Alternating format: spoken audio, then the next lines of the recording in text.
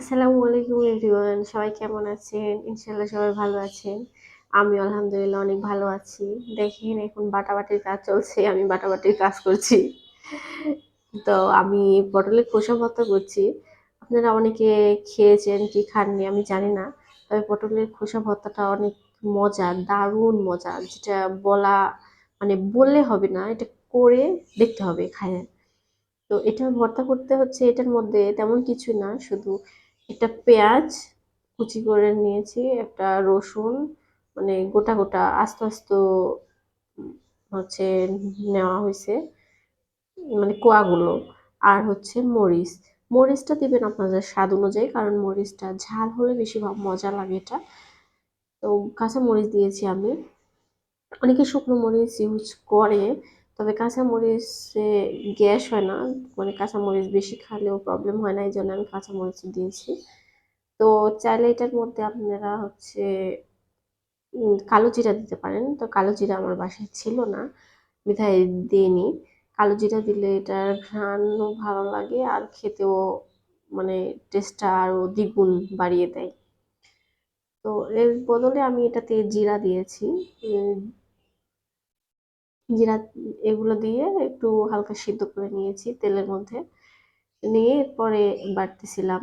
তো আমার বাটাটা আমার আম্মু পছন্দ হয়নি, বলতেছে যে এইভাবে বাটলে অনেকক্ষণ টাইম লেগে যাবে। তো এই জন্য আমার আম্মু নিয়েছে, আমার আম্মু বাটতেছিল।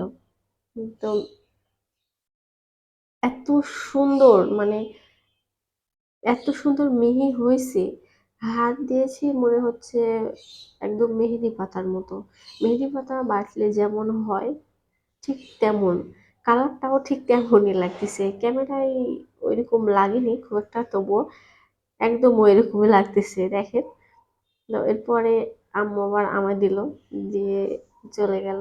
আমি আবার সুন্দর করে মুছে টুছে নিচ্ছি, দেখি কি করা যায়। তারপর উঠতেছে না উঠতেছে না, এরপরে আর কি করব, চেটে খেয়েছি দু একবার, তবুও উঠতেছে না। এরপর ভাত নিব, আমি ভাবতেছি যে ভাত নিব, অনেক দিন থেকে এভাবে পাটায় ভাত খাওয়া হয়নি।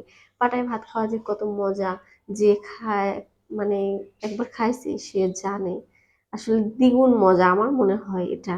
আপনারা ট্রাই করে দেখতে পারেন। এখন তো অনেকের বাড়িতে পাটা নেই, অনেকে ব্লেন্ডার ইউজ করে, তবে পাটা খুব কি বলবো হেল্পফুল অনেকটা। অনেক কিছুতে পাটা ইউজ না করলে হয় না, শুধু ব্লেন্ডারে হয় না।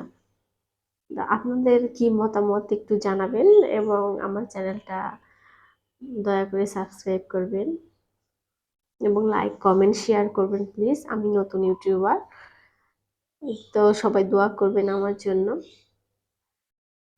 থ্যাংক ইউ ভিডিওটি দেখার জন্য, থ্যাংক ইউ সো মাচ।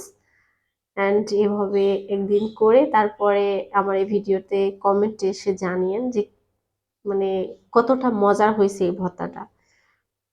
তো থ্যাংক ইউ।